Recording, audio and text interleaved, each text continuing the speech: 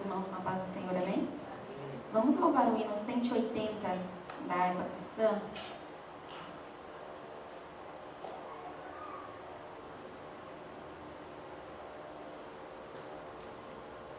Aonde fruirmos a paz e o amor, em Cristo, somente em Cristo, aonde nós temos poder e vigor, em Cristo, somente em Cristo, em Cristo, em Cristo, eu sinto em mim um gozo sem fim. É inexplicável, mas é agradável estar no amor de Cristo, aonde águas vivas nós vamos buscar, em Cristo, somente em Cristo, e pão divinal para nos saciar, em Cristo, somente em Cristo, em Cristo, em Cristo, eu sinto em mim um gozo sem fim. É inexplicável, mas é agradável estar no amor de Cristo, aonde temos nós de repousar, em Cristo, somente em Cristo, as forças podemos também renovar, em Cristo, somente em Cristo, em Cristo, em Cristo, eu sinto em mim um gozo sem fim. É inexplicável, mas é agradável estar no amor de Cristo,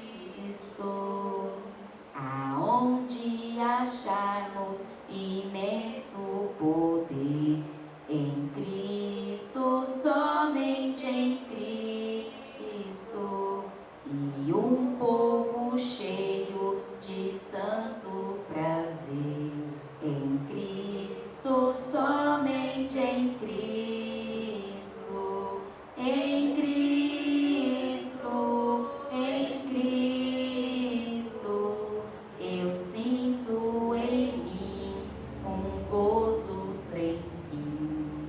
É inexplicável, mas é agradável estar no amor de Cristo. Amém. Glória a Deus. Amém. Deus nos abençoe. Vamos cuidar da nossa professora da tarde, a irmã Evelyn. Vamos começar a nossa lição.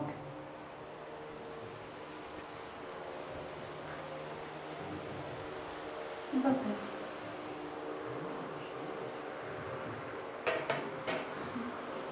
Pai do Senhor, irmãos. Será que a gente pode orar antes de começar?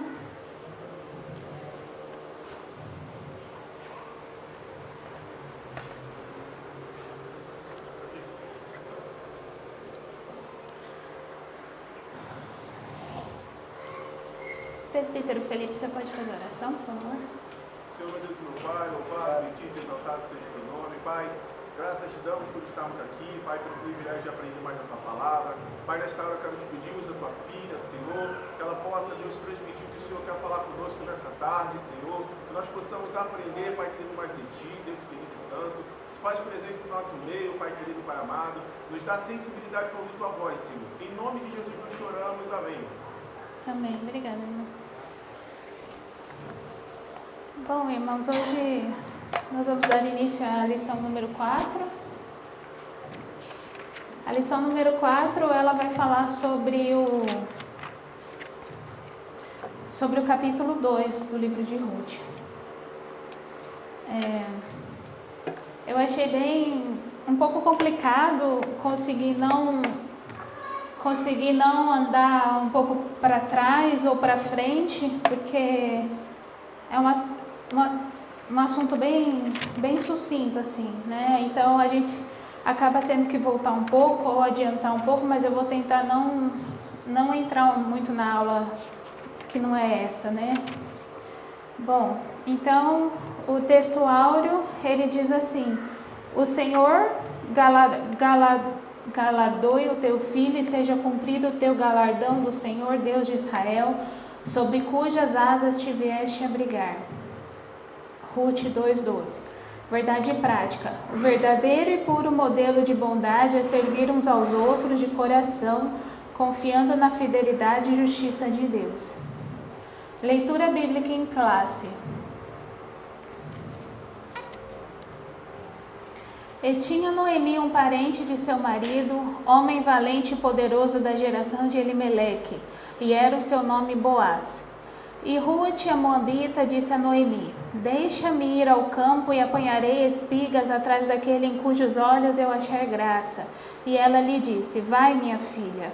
Foi, pois, e chegou e apanhava espigas no campo após os segadores, e caiu-lhe em sorte uma parte do campo de Boaz, que era da geração de Elimeleque. E eis que Boaz veio de Belém e disse aos segadores: o Senhor seja convosco. E disseram-lhe eles: o Senhor te abençoe.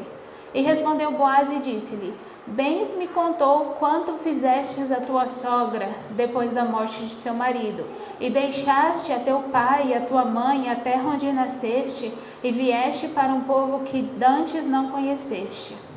O Senhor galardoe o teu feito e seja cumprido o teu galardão do Senhor Deus de Israel, sob cujas asas te vieste abrigar. E sendo já a hora de comer, disse-lhe Boaz: achega-te aqui e come do pão e molha o teu bocado no vinagre. E ela se assentou ao lado dos segadores, e ele lhe deu do trigo tostado, e comeu e se fartou, e ainda lhe sobejou.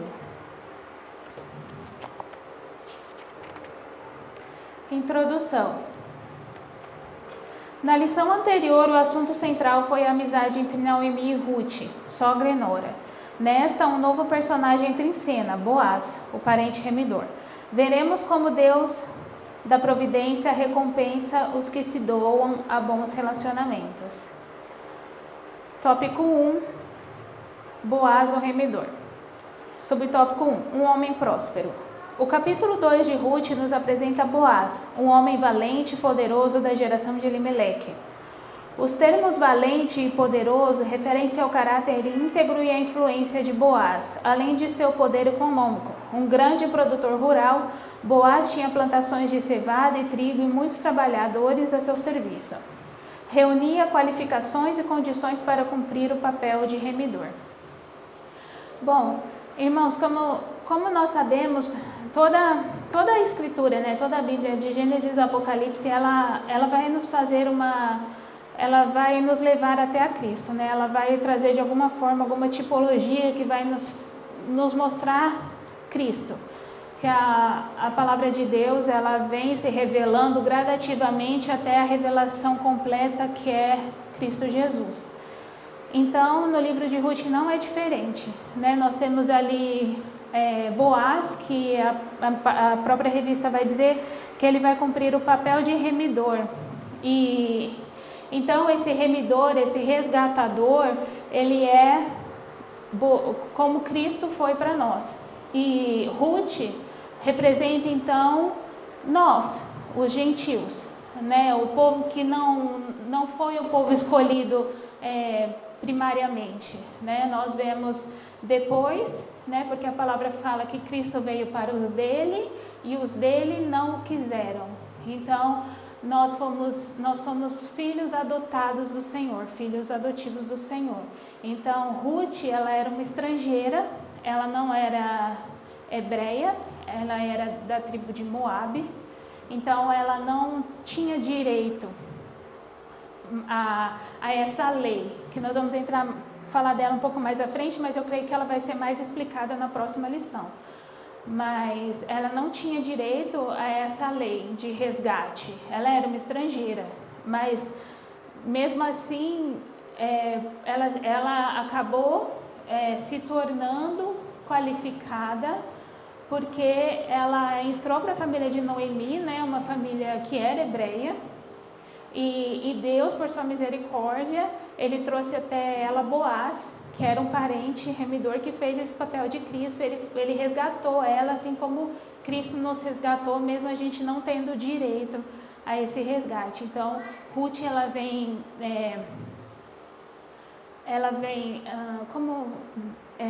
demonstrando, né, a igreja gentil, e Boaz, ele vem representando, era essa palavra, representando Jesus. E aí agora vai falar sobre os termos Goel e Levir, no 2. A expressão da geração de Elimeleque não nos permite saber o grau de parentesco entre Boaz e o marido de Noemi. Segundo uma tradição rabínica, era sobrinho. Como parente próximo, poderia ser o Goel, ou seja, o resgatador da terra que o falecido havia vendido, como também poderia cumprir o costume antigo do casamento. Eram duas prescrições distintas contidas na lei de Moisés. A do resgatador previa que quando um israelita ficasse pobre e precisasse vender suas terras, seu parente mais próximo tinha o dever de comprá-las de volta e restituir-lhe. E se o hebreu fosse comprado como escravo por um estrangeiro, um parente tinha o dever de resgatá-lo. Já a lei do levirato previa que o irmão do cunhado, Levir, se casasse com a viúva e suscitasse descendência ao falecido. Tudo indica que essa prática foi ampliada seguindo uma ordem de parentesco mais abrangente, semelhante à do resgatador. No caso de Boaz, havia um remidor mais chegado que ele. Bom, então aí são duas leis que era vigente da lei de Moisés. Uma que fala sobre o resgatador, que é o Goel, que, como foi explicado aqui na revista, quando a família ficava pobre, né, o parente mais próximo, se ele tivesse condições financeiras, ele tinha por obrigação resgatar aquelas terras e devolver no ano do jubileu.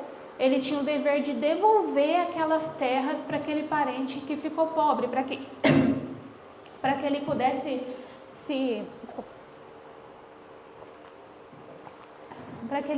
se reerguer. Então, se a pessoa perdesse as terras, ele comprava.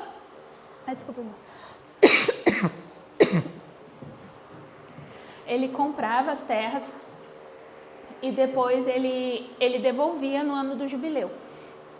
E Levir era a lei do casamento, que quando a lei do levirato, que quando uma mulher se tornava viúva, o irmão, ou seria o cunhado, né, o irmão do falecido, ele casava com essa mulher para que fosse dado para ela descendência, para ela não, para a família, porque era importante que o nome permanecesse, que o nome daquela família não morresse, porque os descendentes, eles vinham sempre do homem, eles não vinham da mulher.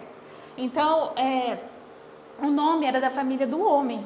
Então, quando o homem morria, o irmão, ele se casava com essa viúva para que o nome da família não morresse, para que ele tivesse filhos e desse descendência àquele clã. E então, duas leis aí entraram em vigor na história de Noemi. Noemi, ela era uma senhora viúva. Ela não tinha como se casar e suceder filhos à descendência. Ela não teria mais condições que isso acontecesse. Mas então a nora, ela também viúva, então ela acabou sendo resgatada pela lei do levirato.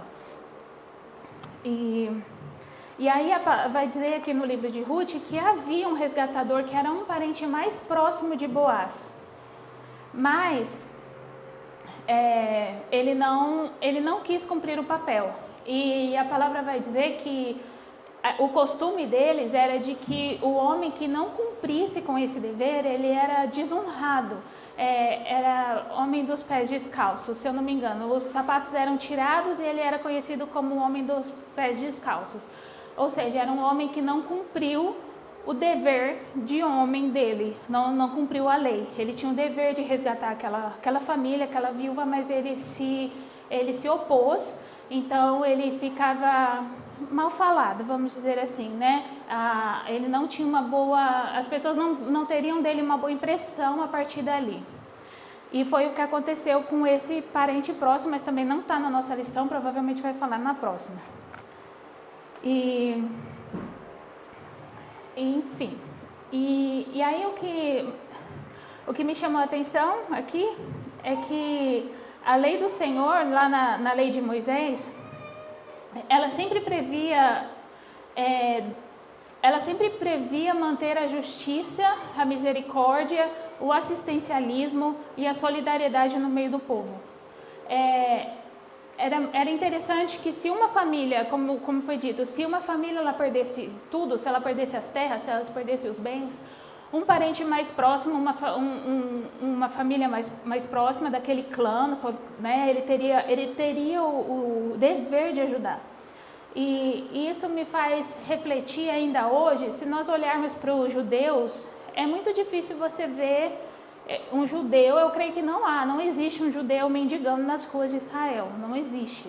Existem judeus pobres? Existe, mas não são muitos, e a grande maioria dos judeus que são pobres, e a grande maioria deles tem boas condições, e todos os que são pobres, eles encontram assistencialismo de todas as formas, não só você está precisando de dinheiro, eu vou te dar uma cesta básica. Não, até mesmo na educação, no trabalho. É aquela história de vez de dar o peixe e ensinar a pessoa a pescar. Em vez de você dar o peixe para a pessoa, você ensina ela a pescar. E é mais ou menos essa...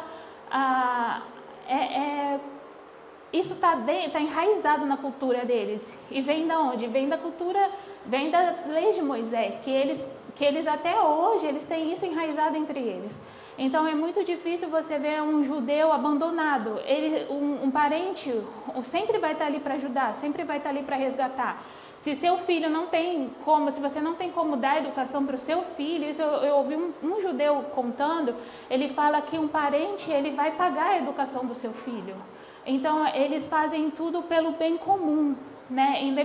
Bem diferente da cultura ocidental, que é a cultura que a gente está envolvido, que a gente vê que a gente quer, sempre um querendo pisar na cabeça do outro e ser melhor do que o outro. A gente não tem essa cultura de se eu tô crescendo, você vai crescer comigo. A gente, infelizmente, a nossa cultura não é assim, é sempre de mostrar que eu tô melhor que você, eu tenho mais dinheiro, meus bens são maiores, né?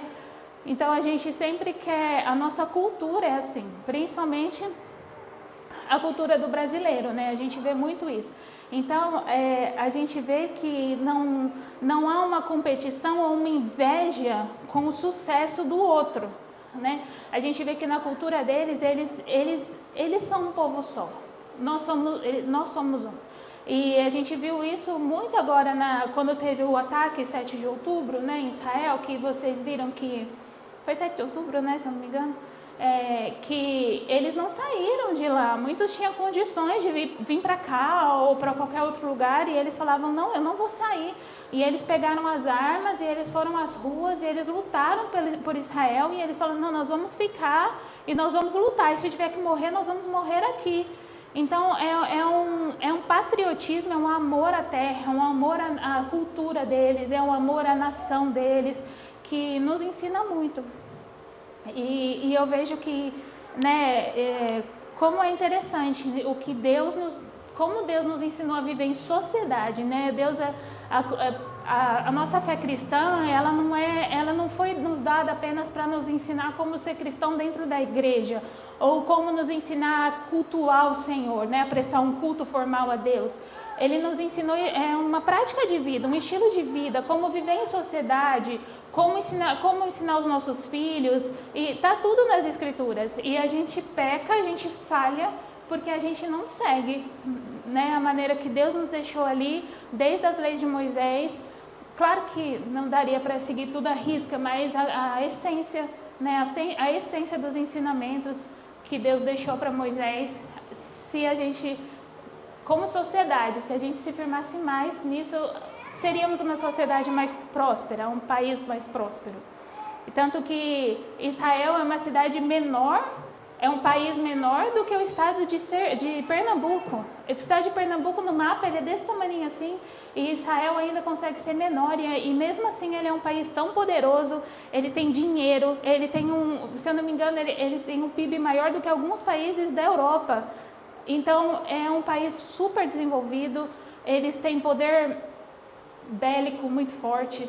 Então realmente só pode ser, né, a mão de Deus naquele lugar e a cultura que veio da palavra do Senhor.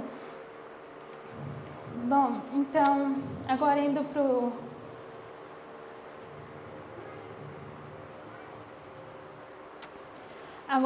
para o 3, temor e respeito. A saudação de Boaz a seus empregados demonstra que ele temia a Deus. A invocação a Jeová, o Senhor seja convosco, dirigida a todos os segadores, indica também seu respeito aos que com ele trabalhavam. Os empregados lhe retribuem com uma saudação também amistosa e piedosa. O Senhor te abençoe. Patrões e empregados devem se tratar com mútua consideração, reconhecendo a posição e o papel próprio de cada um na relação de trabalho. Bom, aqui nessa parte do texto, né, do capítulo, a gente consegue ver um pouquinho sobre o caráter de Boaz, né? Quem era Boaz? Então, a palavra vai dizer que Boaz era um homem próspero, ele tinha muitas terras, ele tinha muitos empregados, mas pelas atitudes de Boaz, logo no começo, logo quando ele é apresentado ali na história, a gente vê que ele é um homem de caráter. Ele tinha temor a Deus, porque ele chegava e cumprimentava os seus empregados ali, já dando para eles, né, a paz do Senhor, né? Deus, o Senhor seja convosco. Então a gente via que ele já era uma pessoa que temia o Senhor. E ele também se dirigia aos empregados dele com respeito. E isso nos faz perguntar, né, que essa é uma lição voltada para a família, isso nos faz perguntar que tipo de homem era Boaz, né? Boaz, então, como já foi dito, ele era um homem próspero, mas prosperidade não apenas de bens materiais, ele era um homem próspero espiritualmente, ele tinha o caráter de um homem que o homem que teme a Deus deve ter. E ele era um homem que sabia se relacionar, independente da classe social das pessoas com quem ele estava, ele sabia se relacionar, porque a gente vê que ele tratava muito bem os empregados, e ele tratou Ruth muito bem, mesmo antes de resgatá-la. A primeira vez que ele a viu ali colhendo, ele a tratou com cuidado, ele tratou com respeito. Então a gente vê que ele era um homem que sabia lidar com as pessoas, respeitador, educado. E ele era um homem que trazia a paz consigo. Então ele já chegou, né, cumprimentando todo aquele povo com a paz. Dependente de alguns homens que, quando chega a paz, sai correndo, né? Aquele tipo de homem que quando chega as pessoas ficam assim, né? O que vai ser agora, né? Então o homem que onde ele está, ele traz a paz consigo, ele traz a conciliação, né? E ele tinha postura, ele tinha honra, ele era um homem que protegia. Logo ele fala que ele fala para Ruth assim, que ele mandou que ninguém mexesse com ela. Seria muito fácil que Ruth ali ela fosse assediada, porque ela era uma estrangeira ali no meio do campo, no meio de um monte de homens, uma mulher que a gente sabe que naquele tempo uma mulher sem marido era uma mulher abandonada. Então, ele sabia que ela poderia ser abusada, então ele fala, eu dei ordens para que ninguém mexa contigo. Então, um homem de verdade, um homem temente ao Senhor, ele é um homem que ele vai trazer a segurança para a família dele, ele vai trazer segurança para a mulher, ele vai trazer segurança para os filhos, ele vai dizer, mesmo que tudo esteja um caos, esse homem ele vai dizer para a mulher, não, tudo vai ficar bem. ele vai acalmar a sua casa, ele vai acalmar a sua família, mesmo que depois no quarto ali, Deus, ele chore, ele se desespere, mas a postura dele perante a mulher, perante os filhos, é sempre de liderança, de calma, de segurança. Ele tem que passar para a família dele uma segurança: eu estou no controle, eu estou cuidando de tudo. E é assim que Boaz, ele se dirigia para a mulher não, que Boaz se dirigia ali para as pessoas, e é assim que ele era conhecido. E também a gente vê que mesmo ele sendo um homem com muito poder ali, né, ele tinha terras, ele tinha dinheiro, ele era uma pessoa gentil. Então a gente não pode confundir um homem que seja um homem honroso, um homem que seja um homem de palavra, um homem firme, com um homem grosseiro. Né? Grosseria não é sinônimo de firmeza. Você pode ser um homem firme na sua casa com a sua mulher, você pode ser um homem firme na sua casa com seus filhos, mas você não precisa ser grosso. Você pode ser gentil, você pode ser amoroso, você pode ser cuidadoso e mesmo assim continuar sendo firme. Né? Nós temos o exemplo de um homem ao contrário disso, na palavra, que foi Acabe. Acabe era um homem, vamos dizer assim, banana. Ele acatava tudo que a mulher dele falava, ele não tinha hombridade, ele não tinha postura, ele não tinha firmeza, e a gente, né, a história conta como que acabou o reinado de Acabe, né, tudo que aconteceu no reinado de Acabe. Então, essa é a diferença de um homem que tem postura e que busca no Senhor esse lugar de cabeça da sua casa, de sacerdote do lar, para um homem que negligencia o papel dele na família. É muito importante que o homem não negligencie o papel que ele tem dentro da casa dele e que ele busque do Senhor esse lugar de ser um homem firme, de ser um homem que decide, de ser um homem que traz para sua mulher e para os seus filhos segurança. E também a outra coisa que a gente viu no decorrer da história é que ele fala para Ruth assim: pegue tudo que você precise, pode vir aqui, venha se alimentar comigo, fica tranquila, toma o que você precisa para você se alimentar. E então a gente vê ali que ele foi um homem que ele encorajou Ruth. Então, assim, também vem ali um ensinamento para nós como família, para os homens como marido, que o homem seja sempre encorajador da sua esposa, que seja um homem que impulsione ela, que não coloque ela para baixo, que sempre, mesmo que a sua mulher tenha alguma dificuldade em certa área, ali que você possa ajudá-la para que ela se desenvolva. Não tenha medo que a sua mulher se desenvolva, não, ajude ela. Né? Às vezes a mulher... Eu tenho um exemplo na minha casa que, por exemplo, a minha mãe, ela dirigia, ela tinha um Fusca preto que ela amava, e certa vez ela quase atropelou uma criança, e para não atropelar a criança ela bateu numa árvore. E depois disso, na época ela já namorava meu pai, e ele falava para ela que ela só servia para dirigir carroça, que ela nunca ia dirigir um carro na vida dela. E depois disso, realmente, ela nunca mais, até o dia que a minha mãe faleceu, ela nunca mais pegou num volante.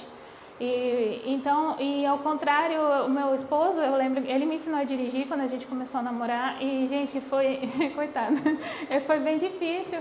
E eu bati, acho que todos os carros que ele teve, e mesmo assim eu chorava, eu dizia: eu nunca mais vou dirigir, eu nunca mais vou dirigir. E ele nunca me desencorajou, pelo contrário, ele falava: não, filha, filha não, ele falava: não, você vai conseguir, é assim mesmo. A minha sogra era uma mulher que dirigia, ele falava: a minha mãe já bateu o carro do meu pai também, e hoje ela dirige para cima e para baixo. E hoje eu estou aí, eu dirijo para cima e para baixo. Se eu não dirigisse, seria bem complicado aqui nessa terra, né? A gente precisa dirigir. Então eu vejo que é só um exemplo de como é importante um marido, um homem, encorajar sua mulher. Olha o que aconteceu com a minha mãe e olha o que aconteceu comigo. Então eu podia ter desistido, eu fiquei com medo, e ele não deixou desistir. E ao contrário, a minha mãe ficou com medo e meu pai incentivou ela a desistir. Então, em todas as áreas da nossa vida, é importante que a gente saiba que o nosso marido está ali para nos apoiar, para nos ajudar, assim como Boaz fez com Ruth. Ele não tinha nenhuma obrigação com ela, ela não era a mulher dele, mas ele já tinha esse caráter de um homem encorajador, e ele ajudou ela, encorajou ela a fazer o que ela precisava fazer naquele momento. Bom... Alguém quer ler o próximo tópico? É o 2, 1. Por favor.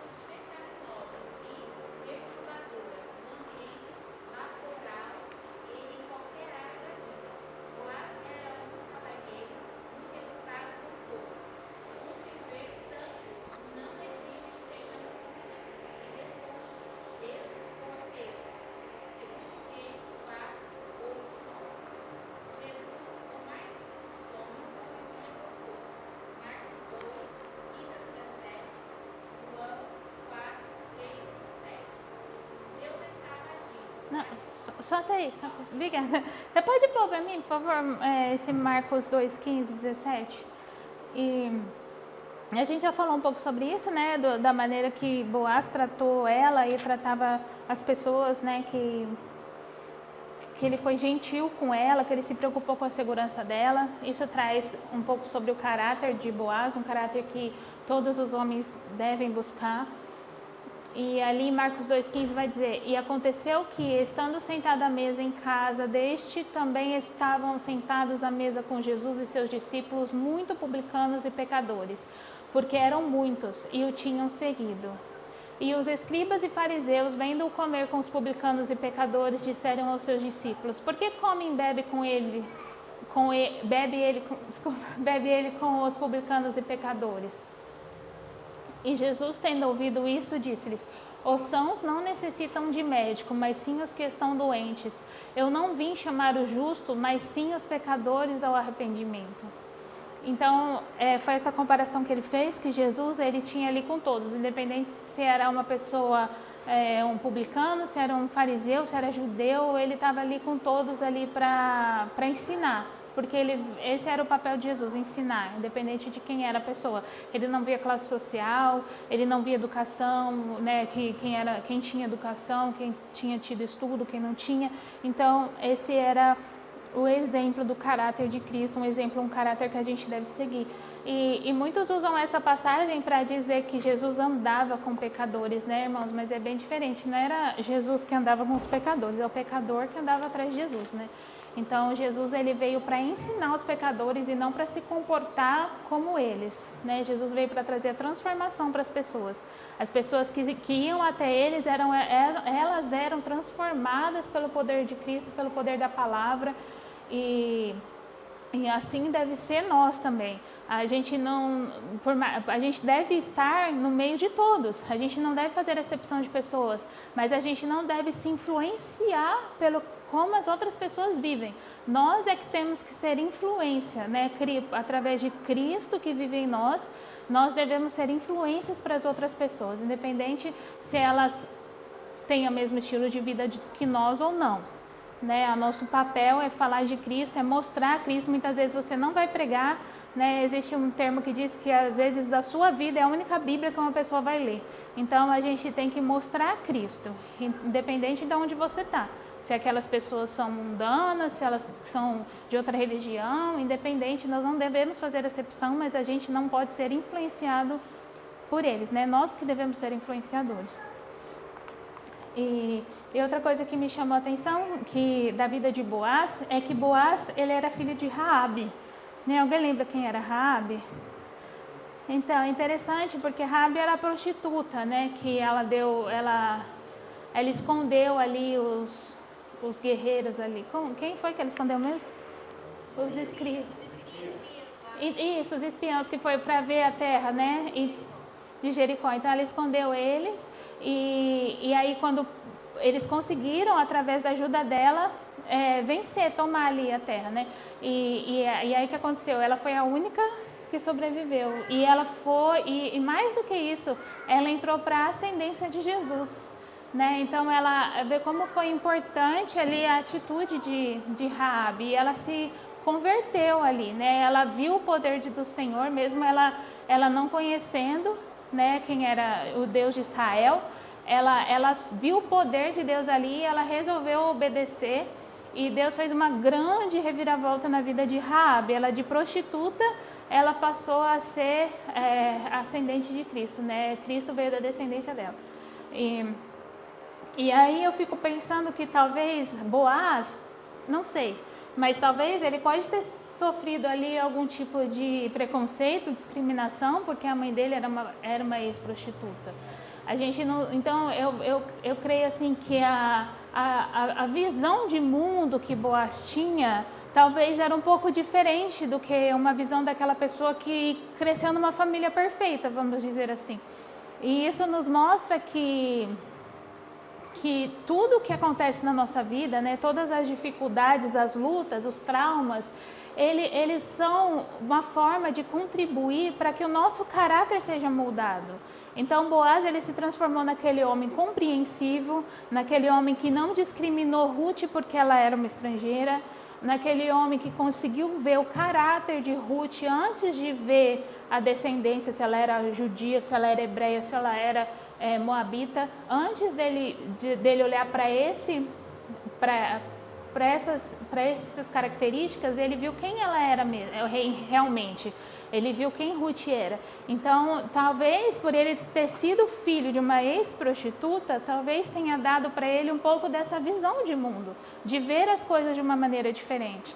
E isso traz para nós também que às vezes a nossa trajetória pode não ter sido perfeita, pode ter acontecido muitas coisas desde a nossa infância até agora, que às vezes pode ser até talvez eu não sei dizer, mas algo que nos traga um pouco de, não orgulho, sabe? Aquelas coisas que você não se orgulha, que aconteceu na sua vida, mas que mesmo assim elas servem para te formar a pessoa que você é hoje. Né? Então todas as nossas lutas, a palavra fala, né, que todas as coisas cooperam para o bem daqueles que amam ao Senhor. Então todas as coisas que nos acontecem, ela nos ajuda a formar o nosso caráter, a quem nós somos. Então que a gente possa não desmerecer as lutas, não desmerecer as linhas tortuosas que às vezes vai ter no meio da nossa trajetória. E agora, alguém quer falar alguma coisa? Alguém pode ler o 2, por favor?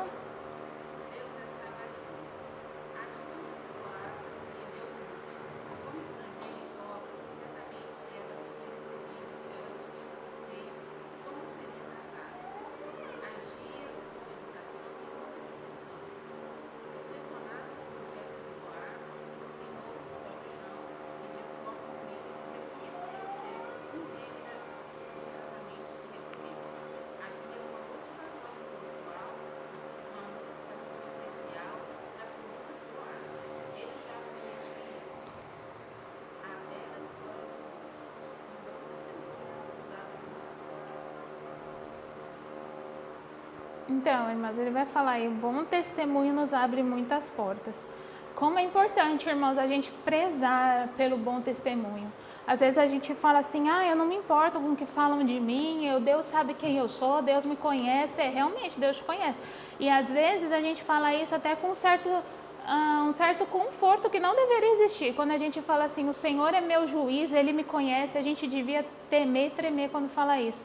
Porque realmente, será que se Deus sondar o nosso coração, Ele vai achar só coisa boa ali? Então, a gente tem essa mania de falar, eu não devo nada a ninguém tem nada a ver com a minha vida, porque Deus conhece o meu coração. E é realmente, por Ele conhecer o nosso coração, é que a gente devia ficar bem temeroso. Né? Porque se não fosse pela misericórdia do Senhor, né, nós já teríamos sido todos fulminados.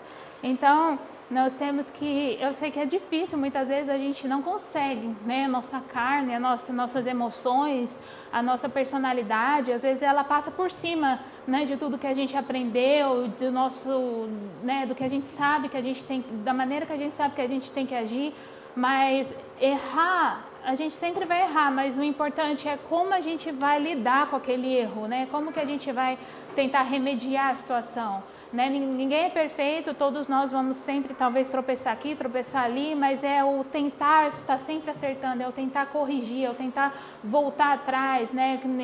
Ver aonde você caiu, né? E retroceder e fazer de novo e refazer quantas vezes for preciso, para que você possa dar um bom testemunho. Isso é muito importante. A gente não pode dizer, não me importo com o que falam de mim. Se importe sim, porque é o nome de Cristo que pode ser denegrido através da sua vida, porque você não levanta a bandeira que você é cristão. Nós não levantamos a bandeira que nós somos cristãos.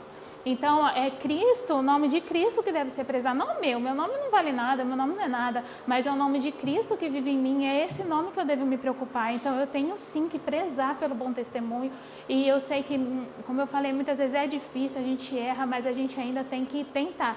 E aí tem o Salmo 39, eu queria que você colocasse para mim, por favor, o Salmo 39, ele vai dizer, ele fala assim, como ele é dependente, né? Como que nós temos que buscar do Senhor essa maneira, porque por nós mesmos a gente não vai conseguir. Ele disse assim, eu disse, guardarei os meus caminhos para não pecar com a minha língua, guardarei a boca com um freio enquanto o ímpio estiver diante de mim.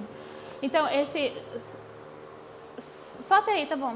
E ele vai dizer assim, a minha vontade, muitas vezes, é de agir com as minhas emoções, é de agir na ira, é de agir no impulso, mas eu vou me calar, eu vou retroceder, eu vou abaixar minha cabeça, porque eu tenho que dar o bom testemunho, eu tenho que deixar Cristo falar por mim.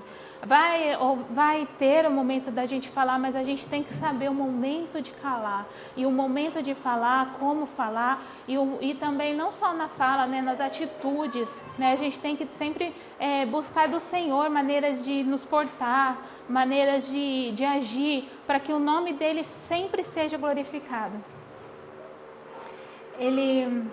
E foi isso com Ruth mesmo, só o nome dela abriu a porta para ela, porque ela tinha um bom testemunho, só as atitudes que ela já tinha tomado fez Boaz olhar para ela de um modo diferente. Ela não precisou falar nada, ela não precisou chegar lá advogando e dizendo, me ajuda porque eu sou a nora de Ruth, a nora de Noemi, eu abandonei tudo para ajudar ela. Ela não precisa fazer nada disso. Ela simplesmente fez o papel dela ali, o que a sogra dela tinha instruído ela a fazer, e apenas o que ela carregava com ela já abriu portas para ela. O bom testemunho da vida dela já abriu portas para ela. E assim que deve ser conosco também. As nossas atitudes mostram quem nós somos. Nós não precisamos ficar nos defendendo o tempo todo, dizendo que nós não fizemos isso, ou que nós não somos isso. Que a gente tem que mostrar quem nós somos através das nossas atitudes. E o dia a dia vai mostrar para os outros quem nós realmente somos. Agora é o 3, sensível e espiritual. Quem pode ler, por favor?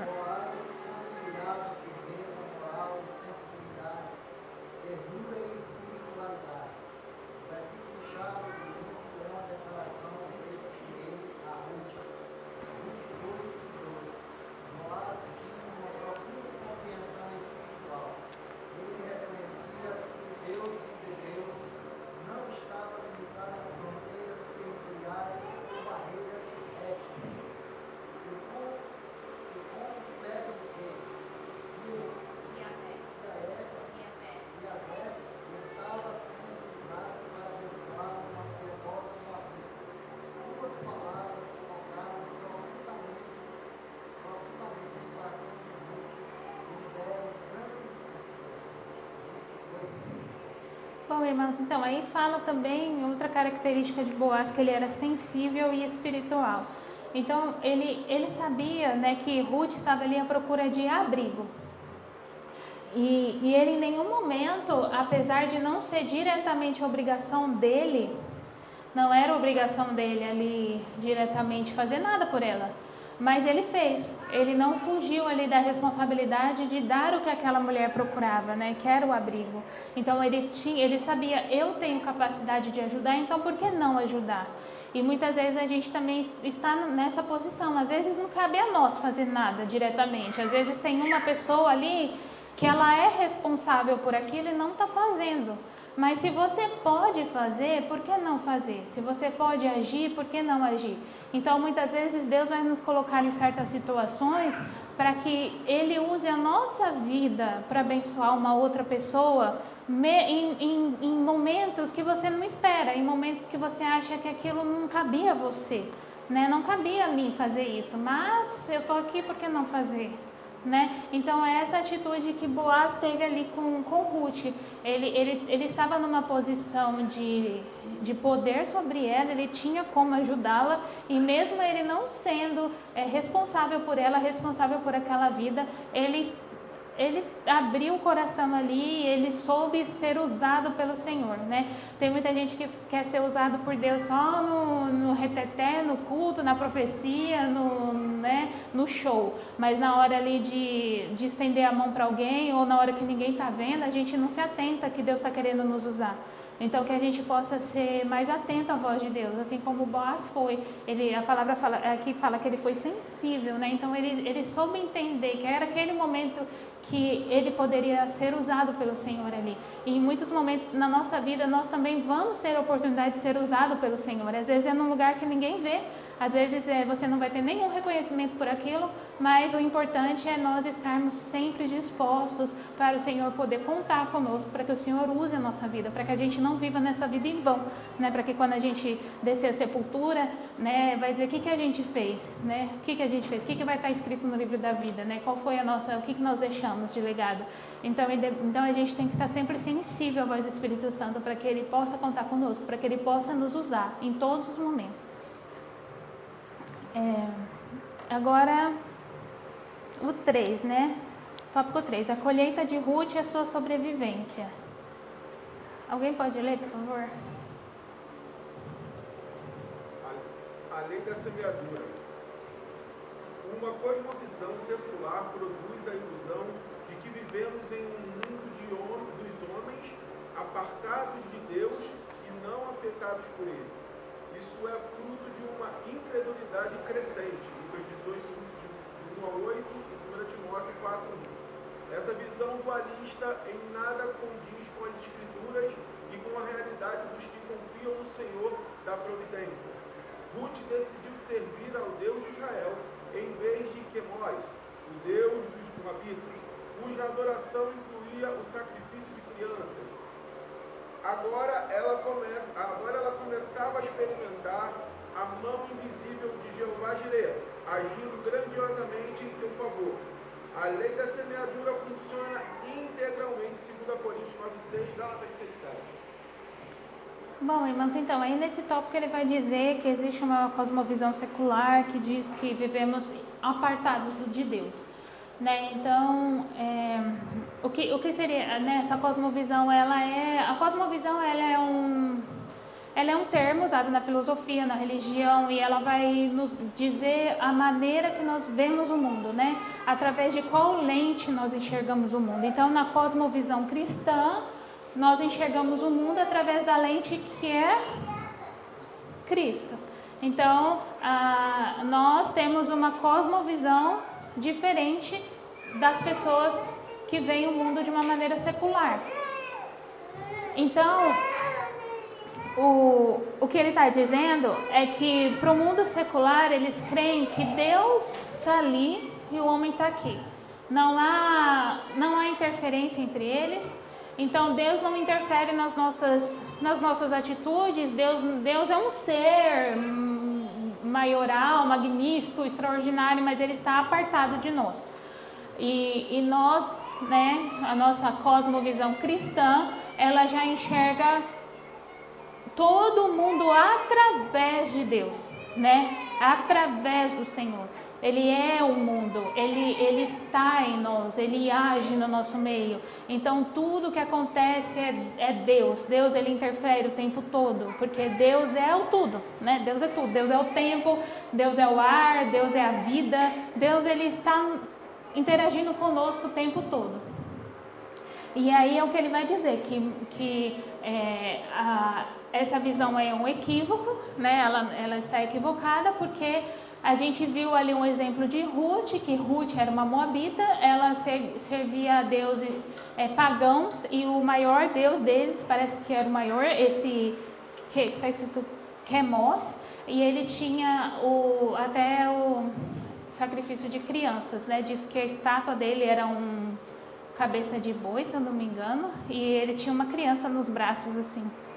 E então esse era o maior deus dos moabitas, e ela largou essa crença e ela se rendeu, né? Que ela vai falar para Noemi: o seu Deus é o meu Deus. Então, uma coisa interessante também é que ninguém fala muito de Noemi, né? Eu fico sempre vendo as pessoas falando como Ruth foi uma boa nora, que Ruth abandonou tudo para cuidar de Noemi, para seguir a sogra. Mas a gente também não para pensar em que tipo de sogra foi Noemi, né? Porque a gente vê que as duas se apegaram a Noemi. A Orfa, ela não deixou Noemi sorrindo, né? Ela não falou: morreu meu marido, tchau, vou embora. Não, disse que ela chorou. E na primeira vez que Noemi falou para ela ir embora, ela não quis ir. Ela falou: não, eu não vou te abandonar, assim como Ruth. Só que Ruth permaneceu, e Orfa, na segunda vez que Noemi fala para ela: não, volta, porque eu não vou mais poder te dar marido, né? Eu não vou, eu já sou velha. E ela pega, então ela cede à vontade de Noemi e ela volta para a família dela. Mas ela também se apegou a Noemi. Então eu penso que a Noemi também é um exemplo para nós como mulheres, que se ainda não somos sogras, seremos, principalmente quem é mãe de menino, né, que é certo conflito assim com a nora, eu sei que rola, mas é que a gente busca em Noemi essa postura de ser uma mãe para nossa nora, né, de realmente amá-las e não buscar competição, não buscar, né, se intrometer na vida, porque a gente tem uma cultura diferente, né, da deles. Então a gente sabe que a família, né, a gente tem uma certa separação, né, a família, depois que você casa, sua família é seu esposo, sua mulher, seus filhos, e que a gente como sogra saiba respeitar, né, o espaço da nossa nora, que a gente saiba amar, que a gente possa aconselhar quando precisar, que a gente mostre também Cristo para essas nossas noras, né? Porque eu vejo que Noemi, ela mostrou Deus para Ruth, porque Ruth, ela quis seguir o Deus de Noemi. Ela falou: o seu Deus é o meu Deus. Então ela não conhecia, ela não foi ensinada, né? Ela não teve os ensinos judaicos ali, porque ela não era hebreia. Mas através da vida de Noemi, ela conheceu o Senhor. Então, que nós sejamos também, que a gente busque ser uma sogra assim como Noemi foi para as noras dela, que a gente seja assim também. E o que mais que ele vai falar?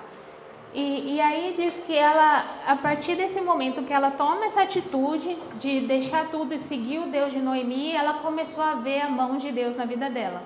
E que é assim conosco, né? E aí fala da colheita e da semeadura, que a lei da semeadura ela não falha, né? Que diz até é dito sempre que se você plantar semente de maçã, você nunca vai conseguir colher melancia, né? Vai ser a maçã. Então que a semeadura ela é opcional. Você opta se você quer semear ou não, mas a colheita ela é obrigatória. Vai frutificar, e seja o que for que você plantou, você vai ter que colher. E aí é o que fala de Ruth. Ela colheu ali coisas boas, né? Ela colheu assistencialismo para sua sogra, ela colheu amor, ela colheu trabalho, né? Ela não se sentou ali, cruzou os braços e ficou esperando. Ela foi atrás, ela trabalhou por meses ali na colheita. Ela ajudou a sogra com o que ela podia. E aí a palavra vai dizer que Deus então devolveu para ela o que ela tinha plantado, né? Foi a bênção que ela teve ali de depois ela ter se casado com Boaz, e ela também, assim como Raabe, ela entrou para a ascendência de Jesus, né? Para a descendência de Jesus. E então foi a colheita dela, né? A colheita de Ruth. E aí vai dizer os acasos de Deus, no 2. Você pode ler?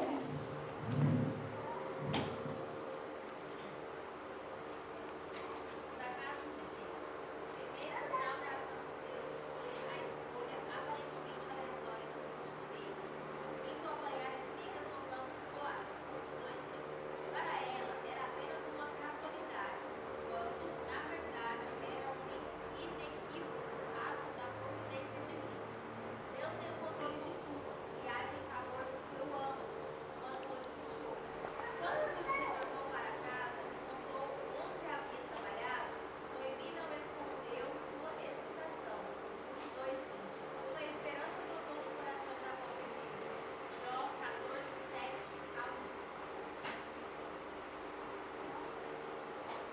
Amém. Então, aí vai falar dos acasos de Deus, né? Algumas versões falam que, por sorte, ela caiu nos campos de Boaz. Outras vai dizer, por casualidade, ela caiu nos campos de Boaz. Mas eu creio que, eu não consegui descobrir como está no original, mas eu creio que esse por casualidade, que são a maior parte, até em inglês, ela é assim. A maior parte das versões, ela vai falar por casualidade. Que por casualidade quer dizer que Ruth, ela não preveu aquilo, né? Por Ruth foi uma casualidade, foi sem querer. Ela não sabia quem era Boaz. Ela foi atrás de um campo e aconteceu de ser de Boaz, que era um parente próximo de Noemi. Então, mas não quer dizer que foi casual para Deus, né? Deus, com certeza, é isso que a lição está querendo nos mostrar, que com toda certeza foi ali uma provisão do Senhor, que ela caísse então ali nas terras do parente remidor, daquele homem que iria resgatá-la, que ia trazer o fim para a dor, para o luto daquela família, que na nossa vida não existe casualidade. E interessante que a gente saiba e que a gente persista na fé de que Jesus, ele sempre vai nos encontrar, né? Que nem naquela passagem lá onde os discípulos já estavam lá longe no barco e depois Jesus no meio da noite vai encontrar com eles e ele vem andando no mar e eles pensam que ele é um fantasma até, porque eles olham assim e não reconhecem Jesus. Então a gente vê que Jesus, ele vai até o nosso encontro, a gente não precisa se preocupar, né? Eles podiam ter pensado, mas como que ele vai vir? Porque eles foram e Jesus ficou. E aí eles poderiam ter pensado, mas como que Jesus vai nos encontrar lá depois? Então a gente não tem que se preocupar, Jesus, ele vai ao nosso encontro na hora certa, na hora que ele determina.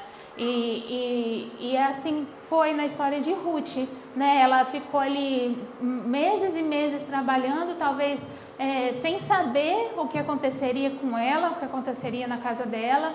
Nem ela nem Noemi sabiam que seriam delas.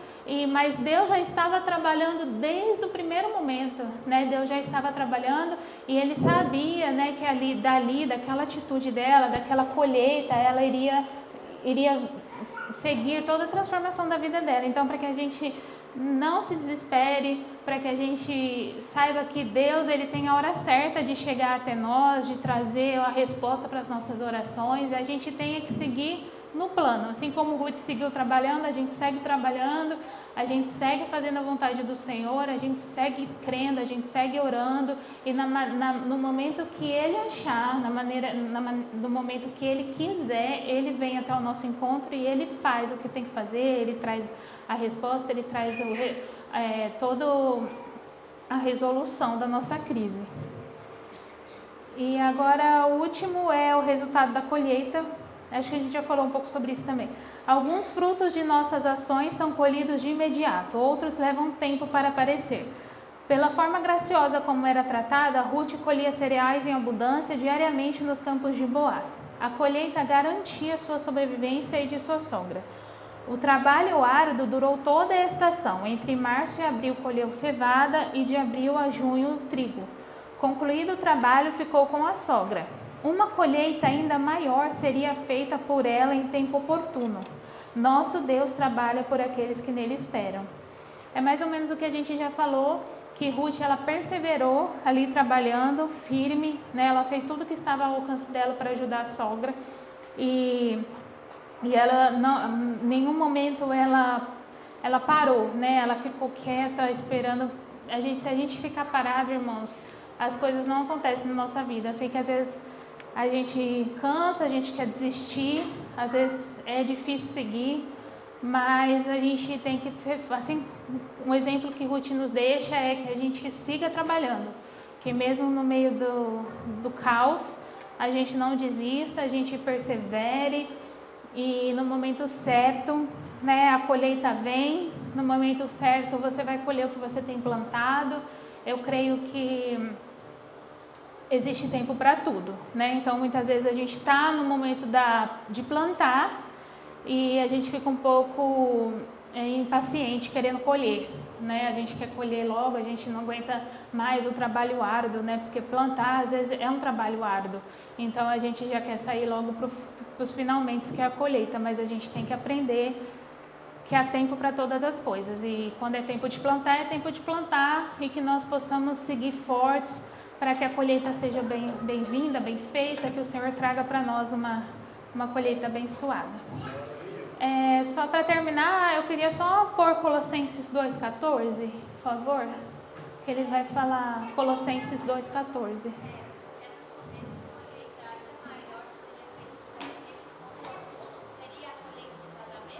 Eu creio que sim.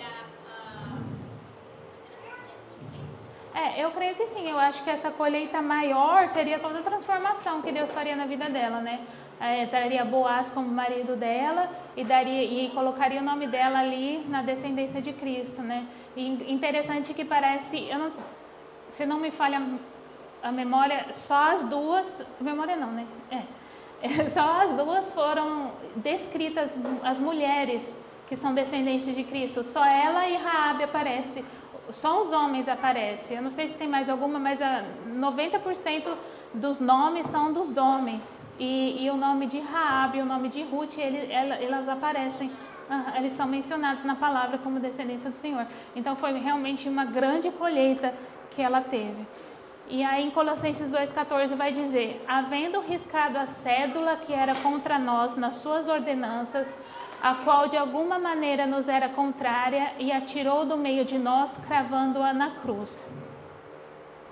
Irmãos, essa é a maneira que Cristo ele nos comprou. Ele rasgou toda a nossa dívida, e assim como Boaz fez com Ruth, assim Cristo fez com nós. Ele pagou a nossa dívida porque nós éramos escravos do pecado, e assim como o parente remidor, quando um parente ele é escravo, ele vai lá e compra aquele escravo de volta, né, e dá para ele a liberdade. Assim Cristo fez com nós, né? Nós éramos escravos e ele nos comprou, né, por um preço muito alto.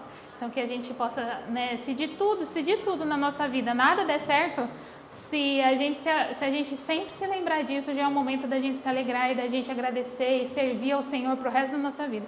Muitas vezes a gente fica achando que Deus nos deve algo, né? Deus, porque eu sirvo Ele, porque eu faço e acontece, Deus não faz na minha vida, mas o maior que Ele poderia ter feito, Ele já fez. Ele pagou um preço por nós, Ele nos deu a salvação, o sangue dele verteu por nós, e só por isso, né, entre aspas, a gente já deve servir Ele com amor e pelo resto da nossa vida. Eu queria agradecer a minha oportunidade e chamar o pastor para dar a conclusão. Eu? Ok. Então vamos na conclusão.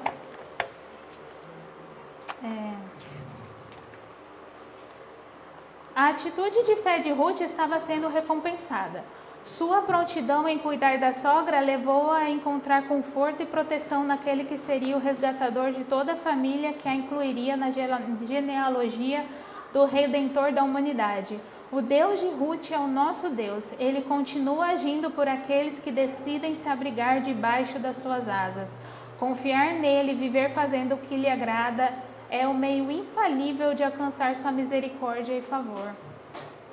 Bom, a conclusão é, né, bem básica, tudo que a gente já tem falado. E dessa maneira, Ruth foi buscar abrigo em Boaz. E mesmo sem saber, né? Mesmo sem saber que ela estava indo ali buscando um salvador, buscando um remidor, ela achou que ela estava apenas indo lá para colher, né, o alimento para ajudar. E ali estava o abrigo que ela tanto procurava, o abrigo que ela precisava, né? E assim é nós em Cristo, né? A misericórdia e favor do Senhor, Ele sempre nos alcança, Ele sempre nos dá abrigo quando a gente procura. Então que a gente possa seguir firme nele, né? Perseverando em Deus, porque Ele nunca vai nos abandonar, Ele nunca vai nos deixar desamparados, e que a gente siga firme no propósito de Cristo na nossa vida. Eu agradeço a minha oportunidade, irmãos, em nome de Jesus. Amém. Glória a Deus. Glória a Jesus. Maravilha.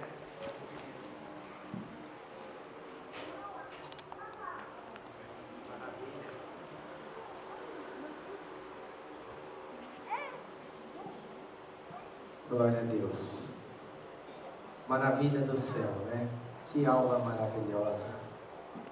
Como é bom a gente sentar para aprender a palavra do Senhor. Eu sou igual Tiago, estou sempre pronto para ouvir e tardio para falar. Nós aprendemos bastante aqui nessa tarde, quando a palavra de Deus, ela nos ensina algo muito profundo. Estava ali lendo e vendo esta lição e podemos ver que Ruth, ela fazia a diferença no meio dos demais.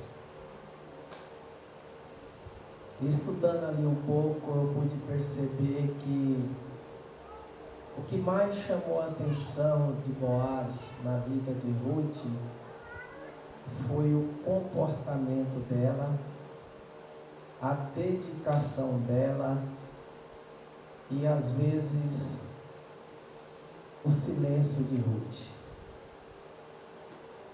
Quando ela chega ali, que ela começa a catar ali aquelas espigas, ela não precisou de estar falando o que ela tinha passado no passado. Ela não precisou de se fazer de vitimismo. Ela chegou ali apenas, ela fez a função dela ali naquela lavoura, naquela seara. Imagina se ela chega ali no meio dos demais e começa ali a trazer a murmuração para o meio daquele povo. Às vezes começar a dizer e até mesmo chorar e falar: eu sou uma viúva, eu perdi o meu marido e não sei o porquê, o motivo que eu estou aqui e estou passando por isso. Ali aquilo poderia ir contaminando os demais, e com certeza, quando Boaz batesse os olhos nela, não ia se identificar ela como uma mulher íntegra, reta e temente a Deus, e professava a mesma fé, baseado na espiritualidade de Boaz. Olha a importância da gente chegar em alguns determinados lugares e ficar na posição e ficar na expectativa da providência de Deus e mostrar o nosso testemunho, conforme a professora falou aqui nessa tarde, com as nossas ações. Aquele povo para ela era um povo estranho. Mas quando ela chegou ali, ela foi fazer a sua função, ela foi cuidar do seu objetivo.